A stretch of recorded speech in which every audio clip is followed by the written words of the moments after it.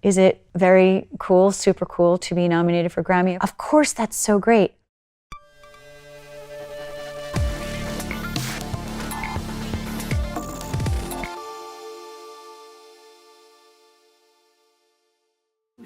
As I must come back to you, I will pour into that one note all the love I feel for you. Stacey Kent is not just a Grammy-nominated jazz singer.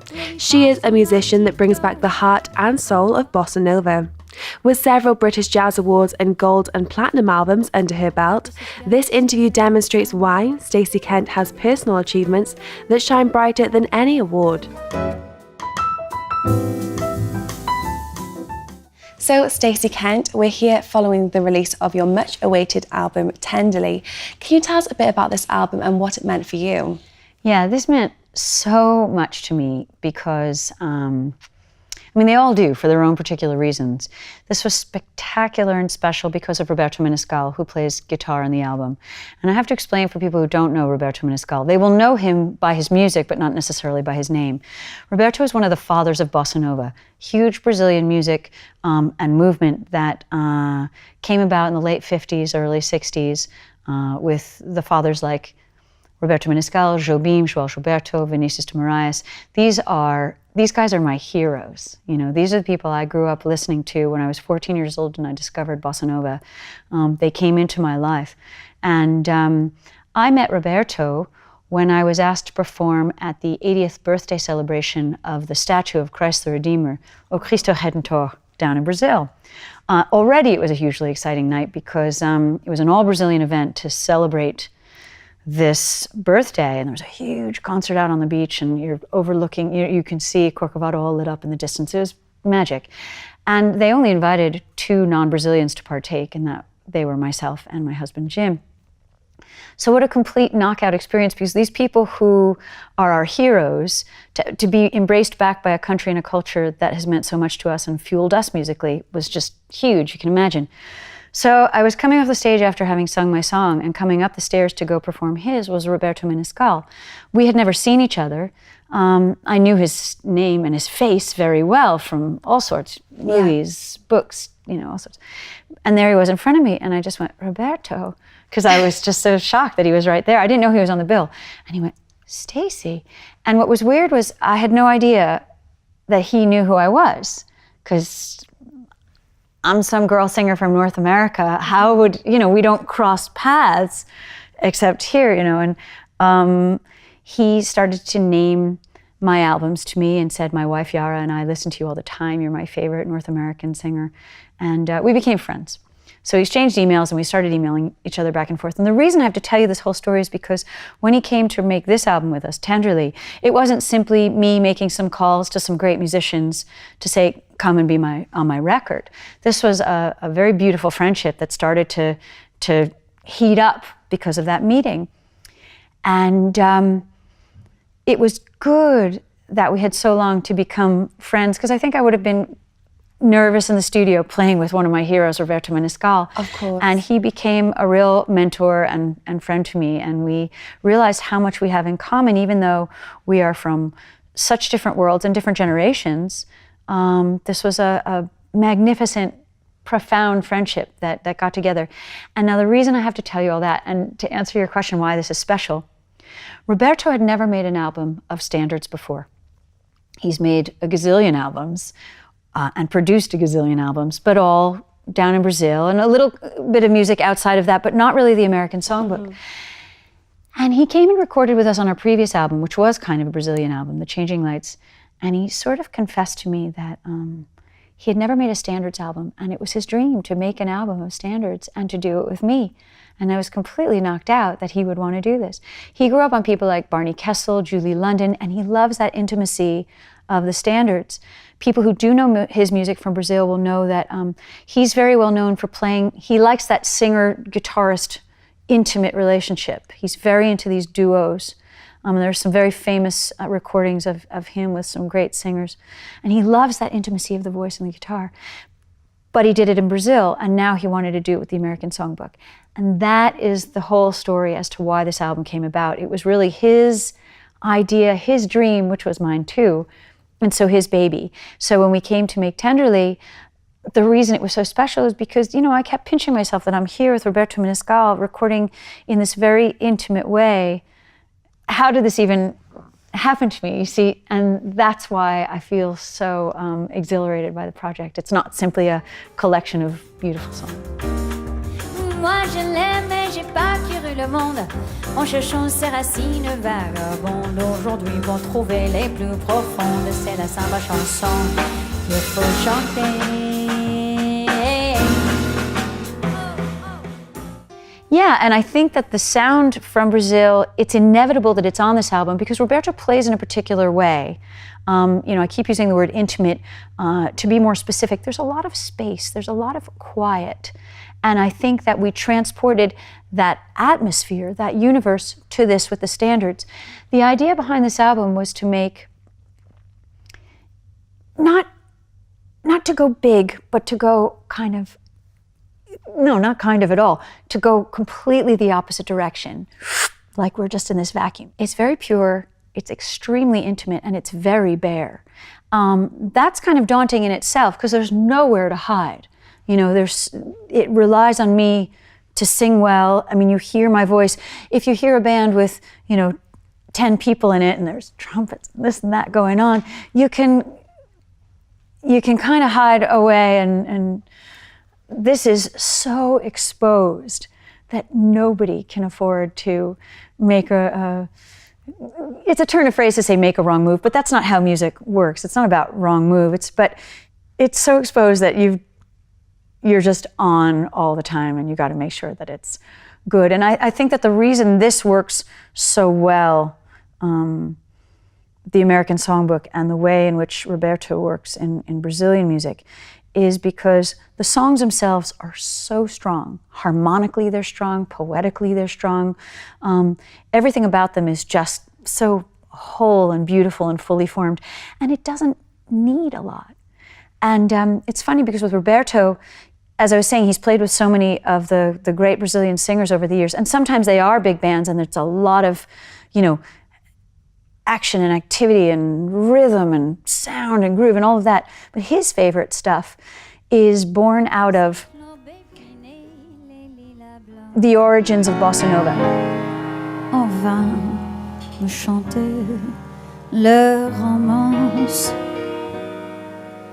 Douterais-tu le printemps?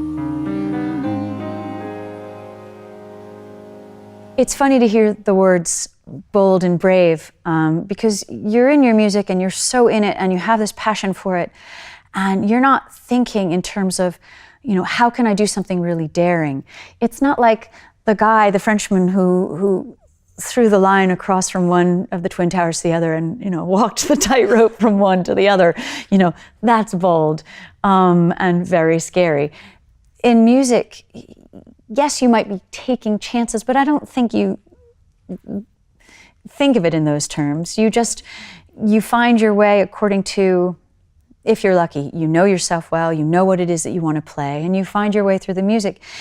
I think people referred to me as bold and brave at that point because they knew me as a standard singer, and I love the standards, I'm still singing them.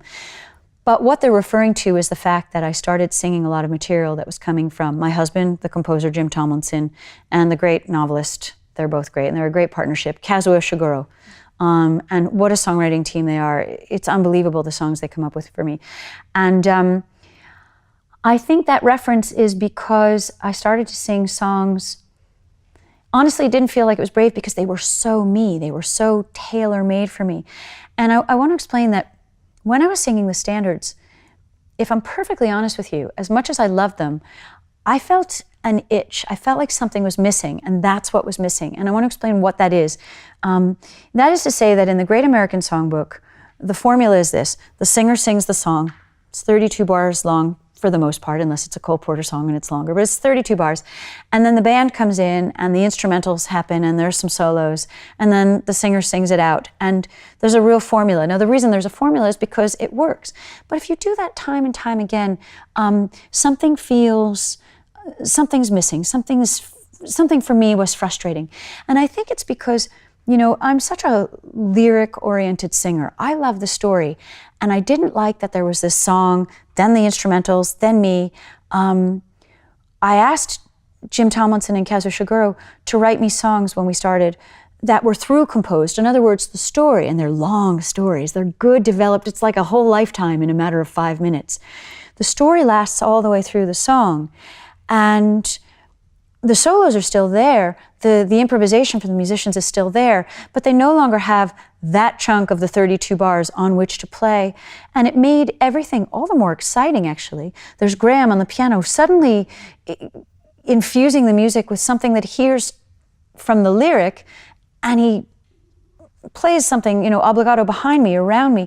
And then there are these points where Ishiguro might have you lyrically want to show the passage of time. This isn't visual, but it might as well be. There's like a montage. And that's where the solo would come in. So it leaves the listener and the singer, the protagonist, time to reflect on what's just happened. Fatiguée, désabusée, sans courage, impatiente, je ne sais plus ce qui m'attend. Je sens arriver l'orage. That was a really interesting time. Because, do you know who the Little Rascals are? I don't know. Okay, you should check them out on YouTube. This is a TV show for kids way before my time. It's from the 30s. I have a feeling, I don't know everything about it, but I have a feeling that they might have been shorts at the movies, because there wasn't TV back then. Of course. But my mother knew them. You know, they're basically her generation, and they're these kids acting like grown-ups, kind of Bugsy Malone-ish, but before then. And there was a lot of jazz. You know, you asked me about where I found the jazz in the first place. Yeah. There was so much jazz in that television show and other things that I grew up just watching. Swing music, little girls standing in front of orchestras, you know, kind of doing this. And I grew up on that stuff, and I loved it. And so when I sang with the swing band, this 30s swing band, you know, in the Ritz Hotel, and it was so beautiful, you know, I was in a big gown, and we're in this beautiful room, and I'm with this orchestra playing this fantastic these arrangements that are original arrangements transcribed, you know, they weren't just stock perfunctory arrangements. I was in heaven, I was flying, I loved it. But that was so early on for me. I don't think, you know, it was a novelty, and it was fun, and it taught me a lot. But there was no way I could have done that for a whole career. You know, the itch that I was talking about was eventually going to come. It was fun, but it was a novelty. And it launched me into great places. Quiet thoughts and quiet dreams, quiet walks by quiet streams, and a window looking onto Corcovado. Oh, how lovely. This is where I want to be, here with you so close to me. It's funny because you know how we were talking about earlier in terms of the bold, brave New Kent, or the way that people perceive you from the outside. The same applies here in that, yes, of course there have been achievements. Is it very cool, super cool to be nominated for Grammy? Of course, and to win certain awards that I've won along the years, along the way. Of course, that's so great. But it's nothing compared to when you do a show and you go to a signing and you meet somebody afterwards and they touch your arm and they look at you with this look on their face and might say, I don't know, I've had a terrible year and you got me through it, or something very personal goes on. You know, it's so beautiful when people are personally touched and let you know that. And they don't even have to tell you that. It's just something that you feel. It's an intangible. You're in the theater. It's so ephemeral. You've made this music with your musicians whom you love. I love those guys that I play with. And you share a moment. I guess what I'm trying to say is that it's so human. I mean, it's so human to make music. And it's funny to say that because in the world in which we live today, where, you know, you go in Times Square and there's, you know, big lights and everything, and it's just media overload. And you know, there is room for that because it would be fun to go to Las Vegas and see a big show and it's on a huge stage and there's dry ice and there are swings and there are dancers and there's, you know, just craziness. You know, the circus too. It's, you know, things have, entertainment has always had those aspects. I mean, now we're talking about technology, but pre-technology, you know, craziness and lights and video behind the artists, there was always that kind of stuff going on, and it was always magical. It's always fun, but we can't let that overtake the world of music like that's all that counts. People are still really touched by and need, you know, one man with his guitar. Watching, you know, James Taylor, he'll be with his band, but he'll do a song, just James Taylor and that voice and his songs and that guitar. That is so powerful. And I think for him, I don't know, I met him once, I opened for him in Montreux, and he's a really super nice guy. But I think that the sense that you get is that for him and for many people, it's so human. And so going back to what your question was about, you know, Grammy Awards and all sorts of awards and all of that has happened. I mean, I got one very cool one, which was the Chevalier des Arts et des Lettres in France, which was huge for me because I was being thanked by the French government for bringing French culture around the world. And that meant a lot to me because I grew up speaking French. My grandpa lived in France for so many years. That was very personal, and that was exhilarating. So I'm not going to lie that none of them are touch you in that exhilarating sort of way. But it is the humanity in music. I tour with my husband, my best friend, my saxophone and flute player, my producer, Jim Tomlinson. In the times off, it's not we're not on tour, but we get to work on the music. And this is an important year because next year will be an album making year. We've got something cooking right now. We have a lot of work to do. And truth be told, we're not good at multitasking. We're not good at working on the record when we're on the road. We're exhausted and we've got our energy. You're not so exhausted that you can't perform. You want to perform live. That's what you're fueled by. But you can't spend, you know, hours in the airport while waiting for the next plane to work profoundly on the next project. You can get a little work done, but it's more superficial. So I like the way the tour works because there's on-tour work and then there's off-tour work. And then we can, like with Breakfast on the Morning Train, we took a lot of time off beforehand to prepare those songs and to prepare the band, and then we went in and made the record, and then we went on tour, and that's what will happen next year. So I really like this rhythm. Fantastic. Well, Stacey Kent, thank you so much for speaking with me today. Thank you. Really nice to talk to you. Thank you. And your friends began to sing when you wish upon a star, and you clapped along like you didn't have